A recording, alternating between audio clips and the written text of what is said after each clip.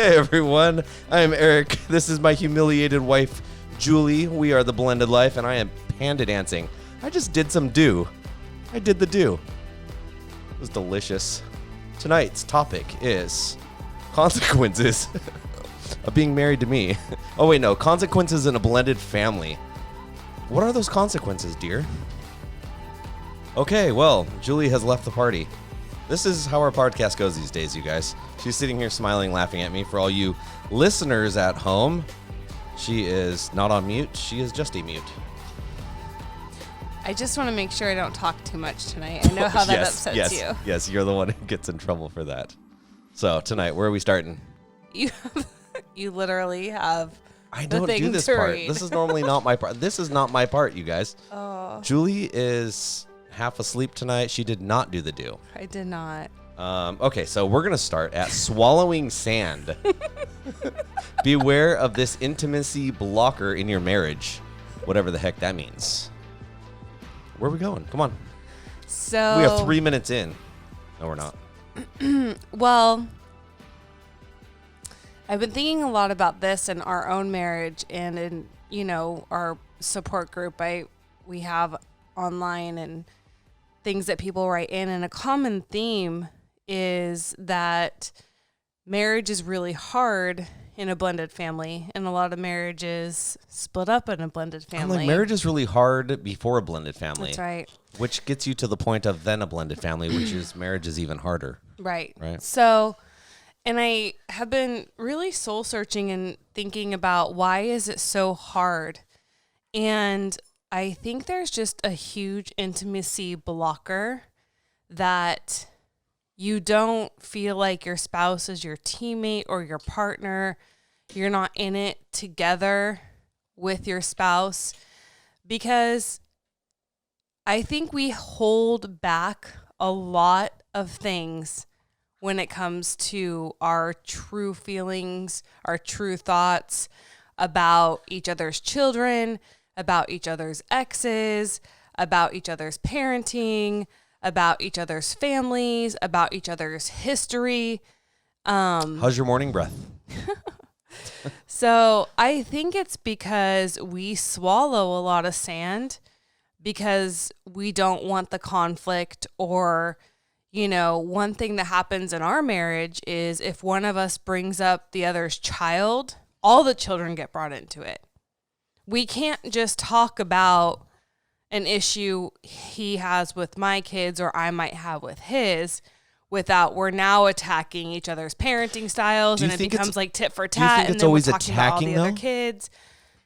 Because I feel like because it's like we had a conversation earlier today, and it was about one kid, but other kids got not brought into it, but they got talked about used as examples about how things are different or how things are mitigated or differences. And I feel like a lot of times kids are brought into the conversation, but yes, that's ET under the desk.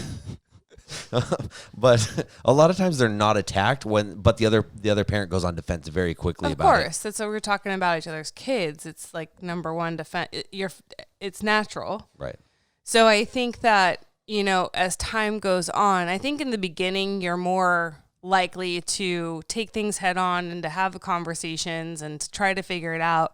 And then you learn to pick your battles as time goes on, because you learn you don't want the fight, or you don't want your kids being talked about, or it's just not worth it. So I think that what ends up happening though is that you hold back a lot. And just think about that. Like, you hold back a lot from the person that's supposed to be... Yeah, your best friend, your confidant, your sidekick, your partner. And that begs a question. Teammate. If you're not venting, if you're not able to talk to your spouse about everything, who are you talking to? Who is that person? Because it's someone. Is it your parents? Stop, dog. Is it friends? Is it a neighbor? I mean, who gets that privilege? That should be your spouse. You should be the Batman to my Robin.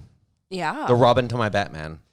Yeah. But what happens so often is that this creates the thing, and I always use the term safe place, but your spouse is not your safe place.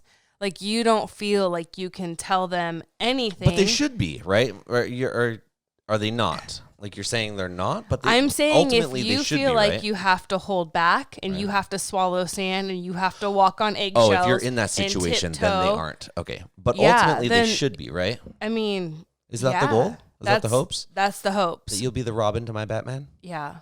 You'll Someday. You'll be maybe one day when our kids I'll be are the moved Fred out. to your Wilma? Oh, I don't know. So it's just something to think about and beware of, because if you can't have those hard conversations, I don't know. Do you have thoughts on that? Yeah, I mean, it makes it very hard. That's where that gap comes up, where people crave that, I feel like. And if you don't have that, you're going to look for it elsewhere. So the ultimate goal, I think what we were just saying, is that you need to find that. You need to find that common bond where you can trust one another and you can always be on the same team. How do you have a conversation about, like, let's give actual advice about how to have a conversation about the other person's child and it not turn into a shit show? Well, I think for very first starters, you need to start by having the conversations. It needs to be one of those things. As soon as you shut them down and you're afraid to have them, you're going to start regressing. You're going to start falling back and you're not going to make progress, right? Yeah. So by having those conversations more often, yes, it might be a little bit more arguments and, not seeing eye to eye, but ultimately, as you do it more and more and more, that blow of talking about the other person's kid or bringing them into the conversation is going to lessen and lessen. Is it? I think so. Hear me out. I think the reason why it's going to lessen is because it's not going to be a fresh new wound. It might become a scar if you never learn how to deal with it. But it's not going to be that bloody open, like, knife slash every single time you do it. Like, it's already going to be open and it's going to learn to heal, because I think the more you do it, I see you looking at me kind of funny, but I think the more you do it and you see, if you do it with the right intentions, the more you see, because you and I have been doing this for a long time, and it used to be really bad. Like, one of us would leave the room, the other one would be angry, and it would turn into a big deal. But again, like, today we had that conversation, and at the end of it, like, it wasn't like a conversation where we were arguing or having to talk about one or the other's kid. We were talking about a concern in our family. But at the end of it, some of the kids, actually, I think all the kids had been talked about at a certain point. But that's my point. But all the other kids got brought into something that didn't start out that way. Not at all. But it was how it was affecting and the difference between each one. And my point, though, to this whole thing is, at the end of this conversation, we're able to hug, say I love you, and leave the room. And it didn't go any further than that. It wasn't a fight. Yeah. But the reason I think that we're able to do that a little better now, I'm not saying the next time is going to be the exact same turnout, but we talked about during this, like, we're not trying to point fingers. I wasn't trying to blame any of your kids. You weren't trying to blame any of mine. We were talking about the realm of which our kids all live in and the differences between them and why this kid was different than this kid and how this situation works for this kid but not this kid. But the more we do that, the more we understand at the end of this, we're on the exact same team and we're working towards the same goal. And I think in our conversation today, that's exactly what we did, because it didn't start out like real loving and exciting. It was kind of like, what just happened, what was talked about, who said what, But as we got going, it was like we are on the same team. And you and I kind of hashed that out as we went through the conversation. It was only probably a 10-minute conversation, but we kept reminding each other as we would hit little topics or different talking points that we weren't attacking one another or any kids. And I think that's what ultimately got us through this conversation, was the transparency, the reminder that we're on the same team, and just constantly reminding each other. We weren't trash talking anyone, any kid. We were trying to figure out a situation, and the only way you figure out situations is data, really. And our data in this situation is our children. When we're talking about one kid, all of our data is the other kids, and it's our household, and we're trying to, navigate through this and figure it out. And I think that's ultimately what got us through this conversation without, a blowout or being mad at one or another, Yeah. Mm-hmm. Do you feel differently? What just happened? No, I still don't. Hang on, I got a I button know, for cricket. this. Sorry. Here they come. I'm trying to word my words carefully here. Do it. Just let it rip. I know we're on the same team. We just had this conversation. I don't love that all the kids get brought into it, and I do it too. Mm-hmm. If you were to come to me about one of my kids, I'm like, but your kid, we do this to each other, and it happened again today, and I don't respond well to that. I don't like that. I don't feel like it's helpful at times. Like, I've learned I just have to accept it or fight with you about it. Really? Yeah. It doesn't, like, I don't know why we can't just have a conversation about a situation that's going on with a child in our house. And well, the reason that this happened today was we were talking about bedtime, and the kids have different bedtimes, but how the kids got all brought into it is how different each one of our kids are. As far as we remember conversations completely differently too. Okay. So it is what it is. But so for me, that's really hard. And also I just don't know how. Maybe it's just an impossible expectation to have that we can just, I don't think so. It could be unrealistic. I don't think so. I think it comes down to communication. Yeah. In realizing that we're on the same team. Yeah. Like, even right now where you're like, well, I hear conversations completely different. Like, we do, like, how you're telling the conversation, how it played out is not necessarily the way I remember it. Like, I don't ever remember us being like, we're on the same team, having that said. Oh, I feel like we talked about that.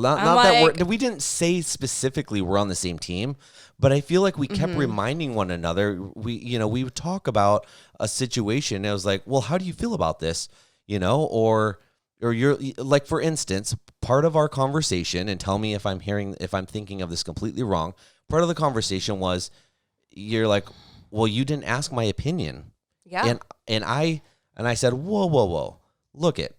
I always, anytime I stop and I talk to you and I'm confiding in you about anything, I'm always inviting your opinion. Yes, and I remember this, and you did say that. Woohoo, I got one right.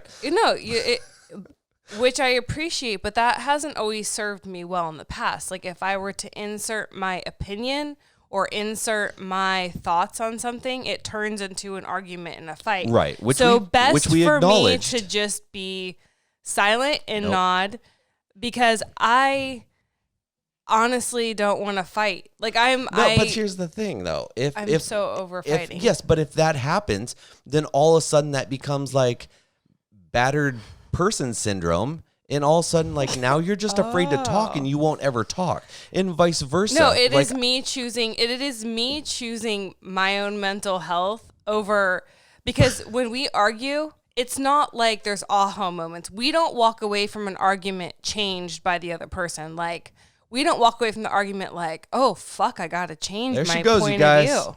Like, thank you for that argument. I'm totally fucking changing, guys. Oh my gosh. We walk away from an argument with our heels still dug into our points. And I'm like, what the fuck was the point of that? Oh my gosh, you guys, I'm just going to leave this on. Like, you want me to leave this on? So here's my thing. If arguments were to bear fruit, then it would be worth it.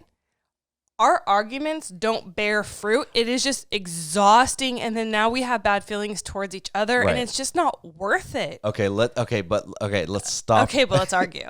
No, I don't want to argue. I want you to see this from a different light. And maybe I'm freaking crazy, but our conversation today was about, part of it was about disciplining a child and how to discipline a child. And your advice that you brought into this is, if you just discipline the child once, it doesn't go anywhere. It's not going to ever turn into something. And I feel like that's the same thing with our arguments. If we have an argument, and I'm air quoting this, quote unquote, and all we learn from it is to shut down, and never have an argument again because we're just going to be quiet. We're not going to deal with it. Right. It's the same thing with the kids. If we argue with our kids and they always argue with us, and we never have any type of discipline, or we never have any type of an outcome. Our kid just starts yelling that they want candy, and we just hand them candy because we don't want to deal with it. We don't want that outcome. We don't want to walk away, dropping the F-bomb, being angry. So satisfying, though. Then we never learn. And I feel like that's for us too, us adults. If we don't ever cross that bridge and learn to argue constructively, right, and get an outcome out of it, right, then what the hell is the point? No, definitely. And I totally agree, but this has been going on 8 years. This isn't like we had one argument. And this is like over many, many years of it being, so we should just stop talking then. No, but it is like, maybe I just need to sit and listen. Like maybe I need to not insert my opinion. If you want it, you can ask for it. But like, let me just be here for you and listen to you and, be a support to you. And then if you want my opinion, absolutely, I'll give it to you. But I think that where I've learned to rein it in a little bit as a stepmom and a wife is to not jump all over everything I disagree with. Right. We parent completely differently.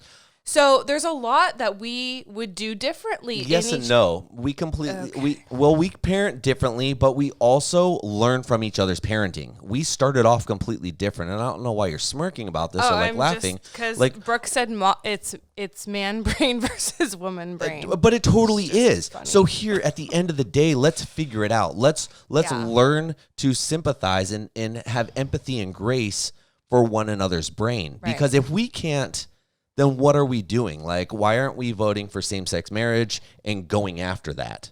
Like, and I see your eyes opening wide, but like, why am I not like, dude, I'm just going to hang out with dudes the rest of my life. Like, gay or not, I'm just going to hang out with dudes.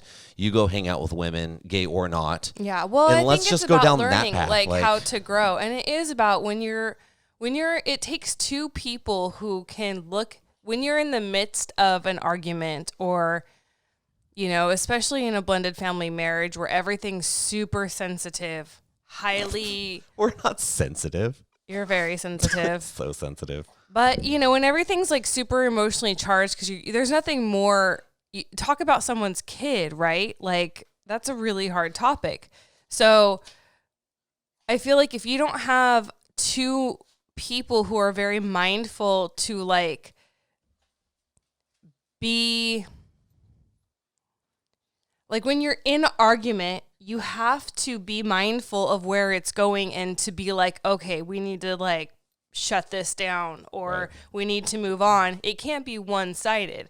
It has to be two people who are really engaged and committed to you don't want to learning from it. You don't want to walk away from this feeling like there's a winner and there's a loser. Well, you want to walk away feeling accomplished as a team, as a couple. Or what can you learn for the next conversation? Right. And I feel like I'm... for me personally, I'm trying to learn how to engage with you in a not aggressive, attacking way. But but to also get my point of view across, and be respectful that you are going to see things probably different than I am. And at the end of the day, this is advice I give all the time. Like, at the end of the day, you have to accept certain things. Right. Like, I have to accept that what I would do is different than what you would do, and you're just not going to do what I would do. Like, it's just not going to happen, or vice versa. But you do give me your advice, and you ask for advice, and I feel like... What's the point of giving someone advice if they're just going to, like, in one ear, out the other? Do you feel like I did that to you today? No, but do you think, like, bedtimes are ever going to change? For instance, maybe. But listen, but today we talked about it. I asked you for your advice. Yeah. You gave it to me, and I said that is great advice. Like I learned from you giving me you giving me advice today. And I totally always learn how to handle situations from you as well. So just there to you put go. that out Like, there. so you just totally 180'd what you just But said. I ask you for advice a lot. Like I will But- come through, but a like lot of and an times- email will come across, and Right. I will totally come to you with everything. Right. But a lot of times we just learn from one another. And you've told me this, that you've learned from me Yeah. just by watching me do things I say, the way I act, the way I course. react. So that whole thing right there, the more we do that, the more we communicate, the more we pay attention, the more we become a team, and we are more unified in becoming our ultimate goal. Yeah. So yes, right now, you and I are nowhere close where we want to be as our goal. A lot of Yeah. people listening are like, man, these two cannot get it right. A lot of people are lower than we are, and they're like, we can't get anything right. You know what I mean? I feel like we're somewhere on like the 40 percentile range. We still got a lot of growing to do in this area. Yeah. And But I think when we started, we were in that 10% range. We were like down like super low. Well, I guess it would make the 90%. We're like, most of us start we're out. closing the gap like the election voting. Is that real? Did that come out of the front? Yeah, I think we just continue to learn and not give up. But, I think that just beware, the more you're swallowing sand, the more, and also know it should be alarming if your spouse isn't talking to you or withholding information or not. I did like the big ta-da hands at you. Like, notice if your spouse isn't talking or paying, you know what I mean? Like, come on. Don't just shut down. Like, learn to communicate, you guys. It's not healthy. If they're not talking about it with you, they're talking about it with someone else. Or they're just suppressing it and sweeping it under the rug. Oh, and that's just a time bomb. And then you're like divorced in because a year. listen, right here. Yeah. If you're not talking to me and you're just shutting down and you're being quiet about this stuff, Yeah. Be truthful about this, 100% truthful. Are you running and you're telling someone else this info? No, What are you doing? I'm stuffing it. Exactly. So what did you just say That's happens? why I can't lose weight, everyone. What did you just say happens if you do that? Yeah. It leads to divorce, right? I don't want that for us. It builds resentment, and you feel it, right? No, it does. It does. But this, again, goes back to my point. Like, we need to learn to communicate. We need to learn to be comfortable. We need to learn to listen and to not be defensive. Like, yes, one All of it. person, I know you're so gung-ho and talking, but we need to start thinking about receiving. Being on the receiving end? Yeah, it's just as important. Like, if you want your spouse to talk to you, I agree. you better be receiving it respectfully, honorably. Like, you also can't just be pissed that your spouse isn't talking to you. One-sided. If you're going to be an asshole. Right. If you're going to be an asshole, if you're going... Asshole Yeah. mia. If you're going to be what a movie is that, you piss-poor guys? receiver, then, like... You Total can't... cock blocker? Yeah, then you Okay. can't be mad that your spouse isn't coming to you. No pun intended. Did you like my... Real talk about fair discipline in the home and the double standard of a step parent accepting one thing from their step kids and another from the bio kids. Yeah. This certainly, certainly moved the, you typed that This all wrong. certainly moves the marriage There was no S. swiftly from the honeymoon phase to the always arguing. That actually, someone had written in with this. It's not even a question, but it's more It's a like, topic. please just talk about this. Right. Because it's, she wrote in saying that her husband's kids or fiance, I can't remember if they're married or not. Her man's children are held to a different standard. Like, he's harder on her kids and gets more angry at her kids and then super lax. And I want her to know this is so normal. Like, you scrutinize other people's kids and your kids walk on water. Okay. Except for mine. I'm like, I scrutinize my kids so much more. And then the other kids, I'm like, I let them get away. Like, I won't jump on them as quickly. I'm like, me and my kid argue all night long sometimes. So, But it's a thing. in a lot of blended is. families. And it's like it can turn into, and I think they just moved in together. So this is like Oh, so this is fresh. And so it's coming to a head where his kids don't have to get disciplined. His kids, or, you know, she just feels like her kids are the ones getting in trouble. The expectations are more. His kids don't have to follow those rules, you know, and she's like, what I thought was our honeymoon phase is now just turned into always arguing. Right. Welcome to. But that is blended families. I'm like, I feel like our honeymoon, our hardest year so far, our very, very hardest year. Yes. Was our, yeah. All no, of them? but truly, our hardest year was our first year being married. I feel like our second year has been easier than our first year. How's our third year going? We were together 5 years before we got married, in case you're newly listening here. But you know what? I feel like our third year is going better than even our second year did. Like, I feel like it is getting better. Our first year was tough. Our first year was very tough. Like, we argued a lot. Like, we had a lot of household changes.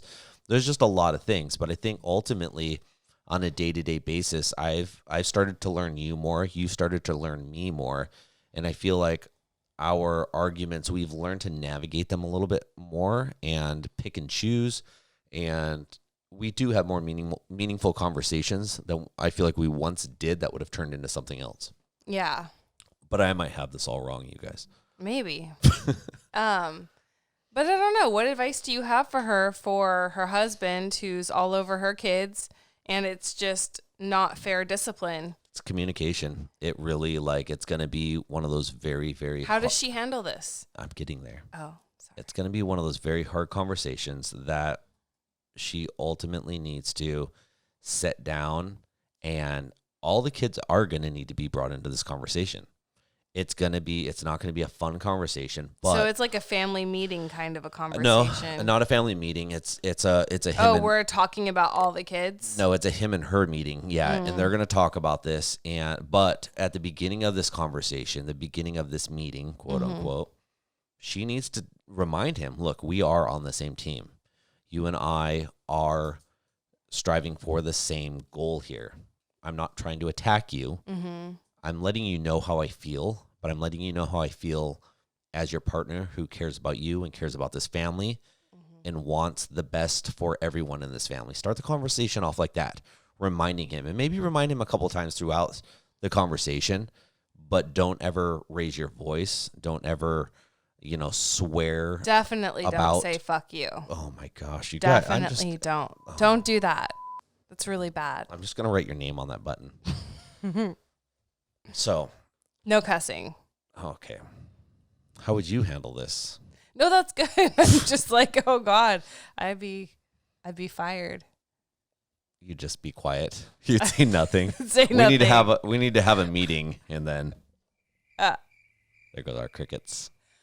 No, I mean, this is what I'm going to get this tattooed on my forehead, but what is allowed is what will continue. And so if she allows like this to continue by not having that conversation with her man, if she's just like, well, maybe it'll change or I'll give it some time. I wrote this in our blog. Was it our blog? I don't know. I wrote this somewhere though, because I think that we start off thinking that things are just going to change. Like we don't confront issues because kids are going to grow out of behaviors or they're adjusting to their new environment or they're going through divorce and that's really hard. We explain away bad behaviors on our spouse's behalf, on our kids' behalf, on our own behalf. On our dog's behalf. Yeah, and we don't address things because we are explaining away why things are so we can avoid that conflict. And so Eric's just like, I'm out. And so I think that I definitely fell into that trap in the beginning, where I ignored things. I didn't bring things up. I didn't have conversations because I was like, these poor kids, like they're probably, going through so much and my husband's dealing with so much and I'm dealing with so much and I just don't want to bring it up because I don't want to create issues when maybe the issues like they'll heal themselves, right? Like we believe on some level that everything's just magically gonna heal itself with time. And that's bullshit. To put it lightly. Right? I mean, what is allowed is what's going to continue. If a child has a bad behavior, it doesn't matter what they're going through. If it's never corrected, they're going to carry that bad behavior with them through adulthood into their marriage, and it doesn't really matter that divorce. I mean, you can't explain away bad behaviors. You can't explain away your husband or your spouse treating you poorly because they're going through something. You have to address it as it comes. And that's a huge piece of advice if you're listening to me right now. Please, in this present moment. Please hear that and receive that. Don't explain away bad behaviors, even your own, because of hard circumstances. Otherwise, it just becomes a trait. It becomes part of you. It's a pattern. Part of someone. Yeah. And it's... So, I mean... Awesome. I don't know if in this situation she's just waiting it out because they're newly, and they're like maybe it'll get better. But let me tell you, if you can start your relationship off having conversations, you're starting your relationship off in the healthiest, best possible way. If you can hear her right now, start your conversations now. Right. Like, if you're starting your marriage or your blended family life or your relationship off by like withholding and swallowing that sand, that's a really unhealthy way to have a relationship with anyone, but especially your partner in life. So, I agree. They need to have this conversation. It's not going to be a fun one. These are hard, and these are. But rip the Band-Aid off and do it. Do it how I told you. Do you think that maybe she should not have give him warning, hey, we need to have a conversation about this? No. The reason being, and let him have time to think about it. That's the problem. He's going to start thinking about it. He's going to start dwelling on it. He's going to start finding his comebacks and his ammunition, and his guard's going to be up going into this, and it's going to become one of those things. If you don't want this to be a fight, don't give it time, and also don't let it become a fight. You're going to need to mitigate this. You're going to need to minimize this as a fight as much as possible. So you're going to have to set the tone and also have the talking points with the right tone to carry out a civil conversation. That means this much, because this is going to be most likely offensive to him because, it's going to be, no, I don't. You do this. Well, your kid does this. And mine do, it's going to turn into that. They're the worst conversations. It's going to be. Yeah. But you need to mitigate that, again, with the right tone, with the right language. Yeah. And remind him that you guys are on the same team. You love him. And this is only to better your family, not to push you guys apart. Right. And also, not everything's fair. Our kids don't think things are fair in our house. And they're not. They're just different. I don't think we do things different. The kids get all the cereal. but the bad milk, apparently. And soy sauce. So I think that, the word fair should be replaced with respectful. Let's stop being all about fairness in our blended families, because I think that is kind of an unrealistic expectation when you have different houses and different co-parenting situations and different parenting styles in the home. I think the word fair is a really hard one to deal with in a blended family marriage. What I will say, though, is if you can replace the word fair with respect or respectful or respectfully, pick a version that fits your situation. It's everyone being treated with respect in our home. Are we talking to each other respectfully? Are we considering each other and the circumstances everyone's in our house and dealing with it situation by situation? And this is also something you've talked to the kids about. Right. Kids have to understand that they might have different rules than their step siblings in the home. There's a variety of reasons why that might be. I agree. So I think it's a really a time of growth where you're having to kind of put everyone in their place. And then also, the fairness thing. It's a really, really tough nut to crack. You know what? And real quick, while we're talking about this conversation that you guys are going to have, also don't let anything... I didn't read it yet. Brooke just said replace fair with another F word. No, but look at when you guys have this conversation, don't ever walk through the door of, well, maybe we shouldn't be together, or maybe we should just get a divorce, or maybe this isn't right. And that's it makes you doubt the more you argue. Because and the I feel more like you have these problems, conversations lead to that, and they create Easily. that doubt. So don't let that become part of your topic. Don't say that. Any of you guys in any conversation, don't ever say that. And also, if your spouse brings that up as a solution, shut that down quickly. Remind them that's not what we're here for. That's not why we did this. Yeah. That's not why we are here talking about this right now. Because if that was an option, we wouldn't be having this conversation. We'd stay down the path that we are headed down. And that's what it would lead to. So let's try to fix this now, and let's try to change that. So just a little reminder to don't and fall down that hole. On the flip side of that, if you're not married, if you're not married, don't choose a life of like, I'm going to make your life miserable and my life miserable and all of our kids' life miserable. Like if you are having these conversations and it's not a good fit, because it's worse for you to get married, to get divorced, to do it to the kids again. So these conversations would be better had before you got married, not after.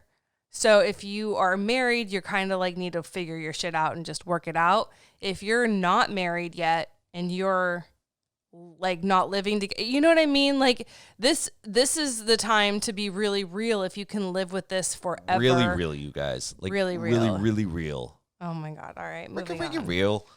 All right. What to say or do if your spouse doesn't have your back when it comes to their ex? What are you supposed to do when neither yourself nor your relationship are being openly honored? So someone had written in that their fiance, I believe. Okay. I apologize, you guys, if I'm getting fiance, girlfriend, boyfriend. There's so many fiancés, marriage. Husbands, and wives I don't know. in our lives these days. But basically, like the man was trying to keep both ex happy and girlfriend happy, so would not be so openly acknowledging his relationship or honoring her, Okay. or standing up for their relationship, like would let the ex kind of walk all over it, or, Give me an example. Susie and Bobby and Jenny. Oh, Okay. I don't know. Susie who's and Bobby who. are together. Jenny's the ex. Go. So if Bobby and Jenny are talking, Because they're together. no, Jenny's Jenny's ex. the ex. Oh, Sorry. this isn't Okay, going to okay, work. okay, But okay. basically, what would you say if a man wasn't honoring his relationship to the ex? To the ex?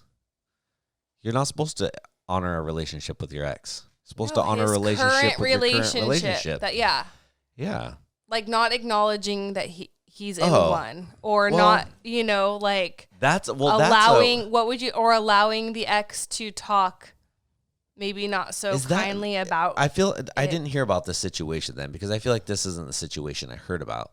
So you're telling me that he's almost like, I'm not even in a relationship. I still just talk to you and it doesn't matter. Like, is that the way that this is playing out? Or is it like he's just talking with this other person, with his ex, about like co-parenting stuff? Like, I don't know the situation. That's why I needed Jenny and Bobby and Susie. So when him and his ex are talking, right?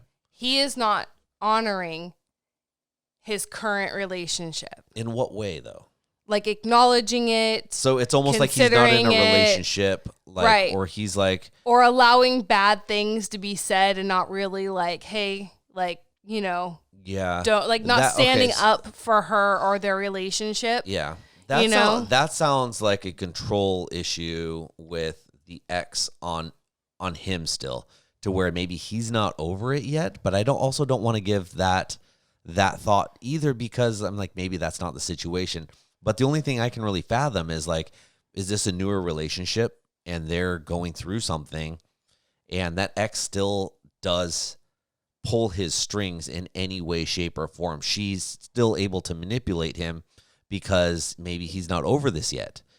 You know what I mean? He truly cares about what she thinks. He's not worried about. Or he's just afraid, like someone I met once that, you know, met once? Just afraid of the consequences. Like if I acknowledge my relationship, like, to be fair, if you're listening, like Eric and I couldn't even take pictures together for a very long time. Like we were like a year into our relationship before he'd even take a picture with me. And like, it was like, please don't post this. And it's not that I wouldn't take the pictures with you. No, I just don't love my picture being taken. But it was for a long time there. It was like, don't post this because the ramifications that came from it. But if you guys also have listened to this for a long time, you guys know about the nasty court battles and the way anything, anywhere, the most innocent things, the kindest things. I mean, I could take a picture of me dressed up as Jesus walking a donkey down the middle of church, which I did, and have that used against me in court, which it was. And it's like, wait, how does this get so blown out of proportion? So that was our issue, which could be this issue. I mean, you're not the only person to deal with a crazy ex. Oh, right. So, I mean, to also give that perspective, like, it could be that he just doesn't want either the conflict. He doesn't want to share his personal life with her.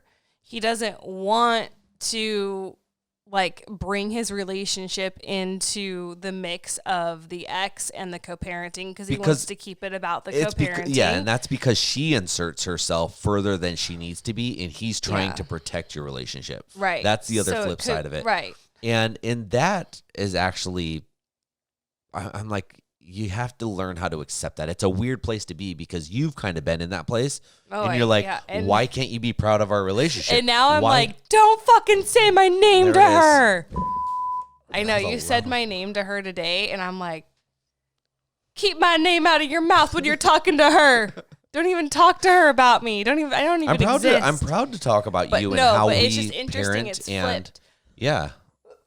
Hairball. I don't even want her to know my name. Oh my gosh. But you know what? She'll turn it against me. But the cool thing is I can co-parent with her now and talk about her, and she can talk about her husband, and we acknowledge that. We honor that with one another. Like I'm okay. Oh. What's that about? But then you have the other side of it that's always kind of weird about it, that doesn't want her name mentioned. Or their name, you know what I mean? It's like, let's find a place where we can all just get along. Well, again, because it's not a safe person to know anything about you. And it wasn't anyone knowing anything about you. It was like, we're going to talk about a situation or... Well, let me play this out for our radio. We're not on radio. This is like public AM radio? So, no, but like, here's my thought process on this, right? Because it was like, my name was used like, basically because... I was like, you said Julie was upstairs sleeping. And that's why you were getting mad at your son. Yes. Because Julie's was upstairs sleeping. So this is going to get turned into how it's my fault. I said Julie and the kids. You didn't. I didn't. Oh, sorry. No.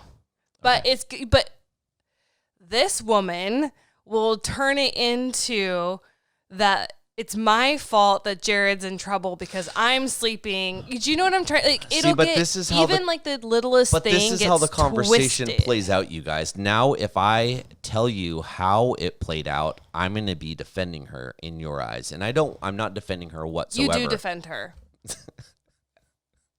Anyway. She's not a perfect person. I don't think so by any means. No, but I don't think so. No, but I'm just saying, like, that's how.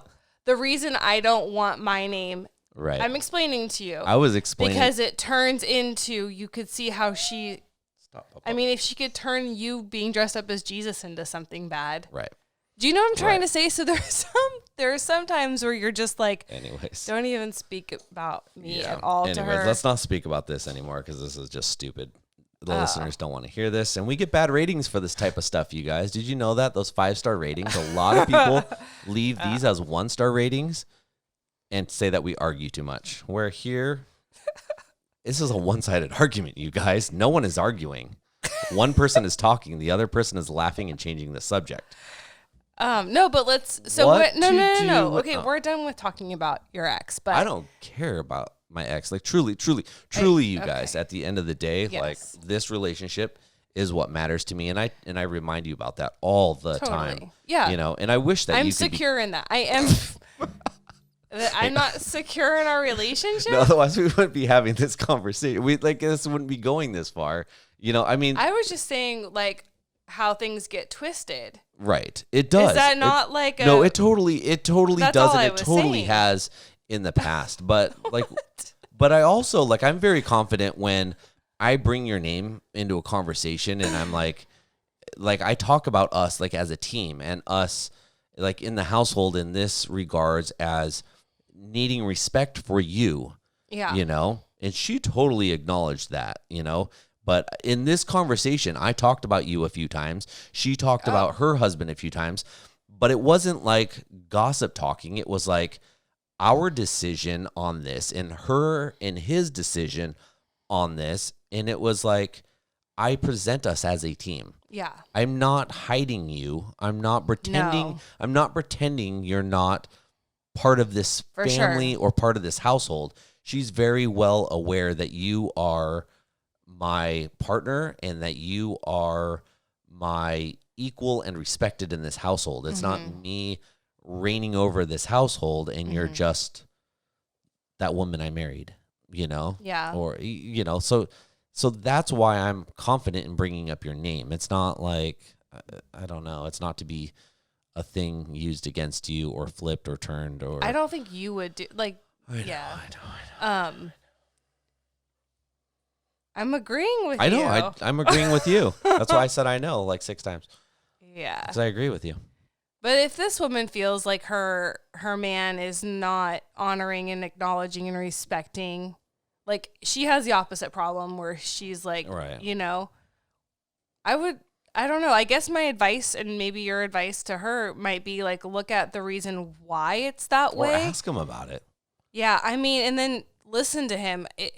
It could just be he doesn't want the conflict. I mean, who wants to fucking fight with their ex? You're not together for a reason. You know, sometimes bringing up a relationship is just a trigger point for an ex, and they go batshit crazy on you, and then they're going to punish you by creating problems. So he's like, the cure is worse than the disease. Like, I'm not totally going to... Totally dealt with this. Yeah, and so... it's just so much easier just to play the under the radar card and never and not deal with it. And you know what? For some people, in my case, it actually worked. You know, now, you know, we've totally forgotten and lost track of why we ever hated each other in the first place. And we're not on, I wouldn't say we ever forgot, but that's not at the forefront of our minds when we talk anymore. It's about the kids. It's not about us in any way, shape, or form. None of our conversation at all today or the last couple of years has been about me or been about her specifically. It's been about the kids. And eventually, by playing that under the radar card, that's where it has gotten me in my situation and might be, you know, his hopeful outcome for their situation. Yeah. And, you know, give him the opportunity to put your mind at ease. Because a lot of things you don't want to bring up because you don't want to turn into an argument, right? And so you don't want, or a fight, or you don't want to come off as insecure. You're worried about how he'll judge you if you bring this up or will think about you. But the beautiful thing is when you find somebody who loves you and you are willing to be vulnerable and put your feelings out there like, hey, you know, this hurts my feelings, or this doesn't make me feel good, or I'm not feeling like this isn't sitting right with me, that gives your partner an opportunity to come alongside you and make you feel better, like help come alongside you and put your mind at ease, put your insecurities to rest. And if you get to that vulnerable spot where you can open up to your spouse and allow them to do that, it's a really beautiful thing. And it does work. Insecurities can be put to rest when you have your spouse looking into your eyes and giving you all the affirmation you need, or explaining why. You know, when we don't know the why, we circle the drain with all the horrific possibilities that could possibly be. You know, well, he doesn't love me, or he still cares about her, or he still wants to be with her, or he's ashamed of me, or he's not sure and he's never going to marry me. And, you know, he's just, you know, whatever. And none of that could even be what's going on, you know, but you've gone so far off the deep end because you don't want to have this hard conversation. And, you know, and also know if your spouse loves you, right? Like, how are you ever going to know if you are in love or if they love you if you can't see how they're going to react to your hurt? You know, a good spouse isn't going to punish you for being hurt or be angry at you for being hurt or insecure. They're going to want to heal that. They're going to want to make it better. They're going to want to see your pain and be like, whoa, let me fix this for you. Or let's figure it out together how to make you feel better. Yeah, how can I help? How can I help you? Don't you agree? This is my no square. Yeah. But a lot of times you find that you're met with, like, if you're met with anger, I would really look at that. Look at your relationship. Is that what kind of relationship you want? You know, but you have to give your spouse the opportunity to fix it. With all these hard conversations we've been having about tonight, you have to at least give them the opportunity to fix it. And you give yourself the opportunity to know who you're married to or going to be married to or, you know, raise a family with. You won't know if you don't have these conversations. And maybe that's why people don't have them. Because they don't want to know. Because they know and they don't want to know. That's true too. But that's just going to dig you to a deeper grave of misery. And you definitely don't want to end up there either. Otherwise, you're going to end up just in another divorce with more people hanging on the line. It's not fun. And hurting kids again. Once is enough. Once is once too many. Twice is like... I was about to make a Michael Jackson joke, but I won't. Oh, my gosh. Okay. It would be Last bad. topic. It would be bad. Oh, my gosh. All right.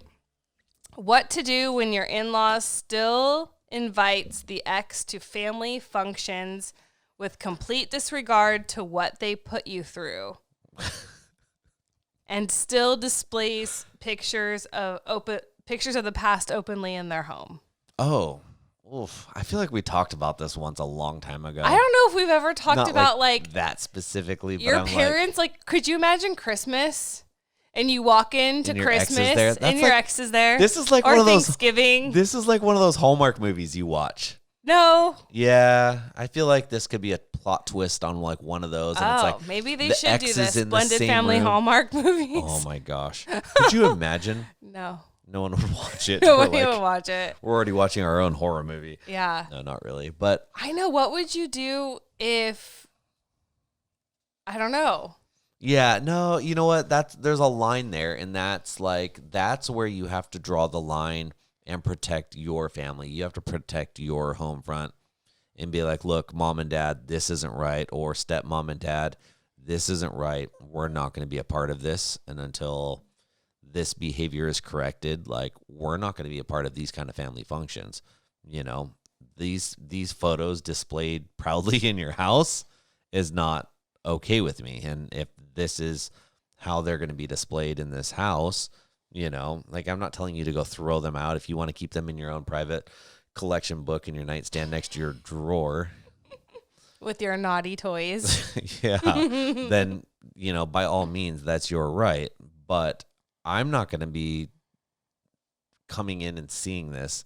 It's disrespectful it's to very your disrespectful. current situation. It is. Regardless if they like it or not. And if it's your parents doing it, like, have that conversation with your parents. And what if your parents are just like, I'm sorry, like, it's not our fault you got divorced. Like, just because you divorced your ex doesn't mean that I don't still love them and care for Yeah. them and want them in my life. Like, I didn't ask for you to divorce. You know what I mean? Because Yeah. a lot of families are met with that too. Right. Like, parents create connections with their son or daughter-in-law. Right. And then that marriage doesn't work out, and they have poured into into this son or daughter-in-law and loved on them and embraced them and accepted them into the home and family.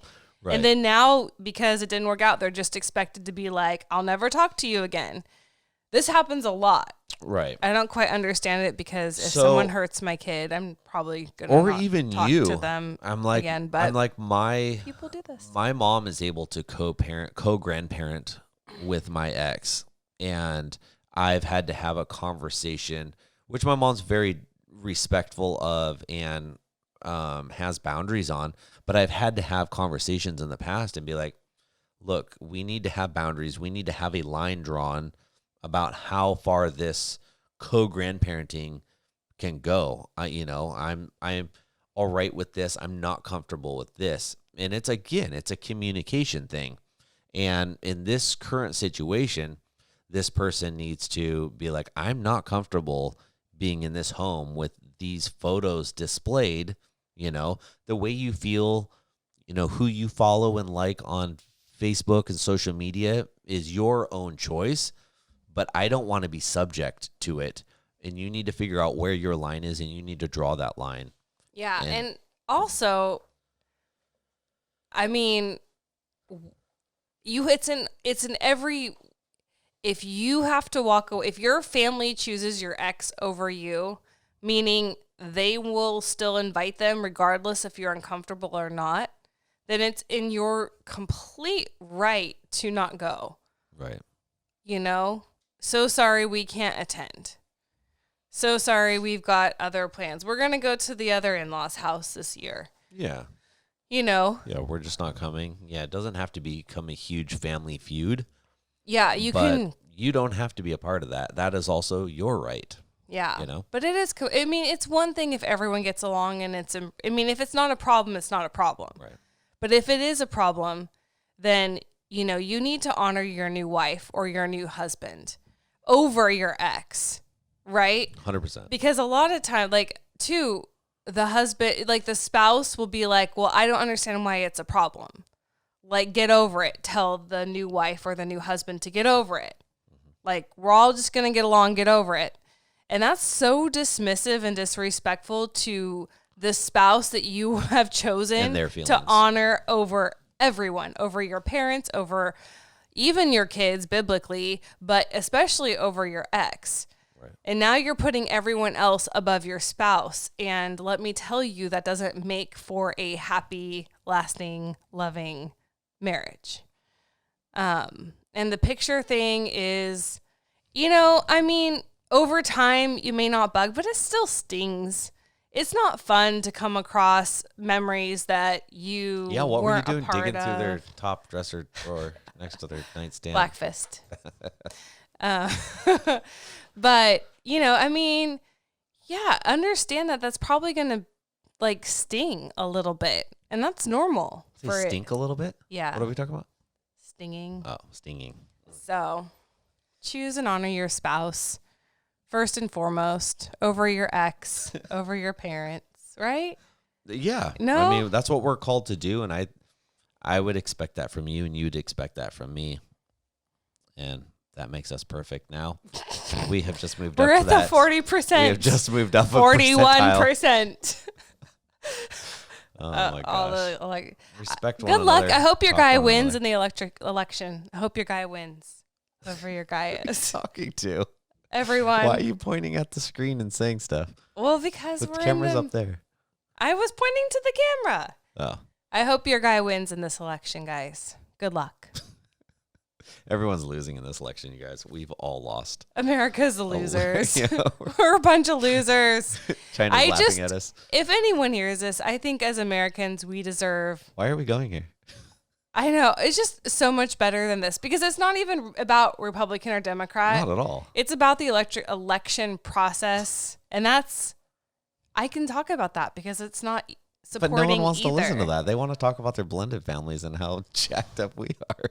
Well, we're They're here to still make them- better than They're the here to electoral listen to our system. problems to make themselves feel better. Yeah, but we are still better. We're 30 percentile, you guys. Now we're down to 30? Yeah, no, we're at 41. No, you keep talking. We're at 29. The gap is closing.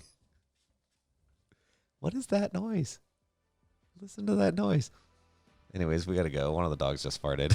It smells so bad in here. Anyways, you guys, if you enjoyed our crazy podcast, tune in next week. We will be on live again at 7:30.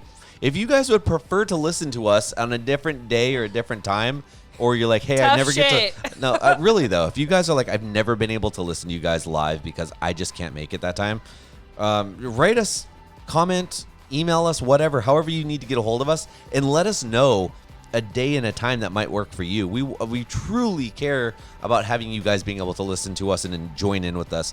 So if you care about that, please let us know. And find us on all the social medias. Leave us those thumbs up, those 5-star reviews that they only let you leave on any site that you're listening to us. And we just appreciate you guys being here and being part of our crazy blended family, you guys. Thank you, and we'll talk to you guys next week, huh? Adios. Bye, you guys.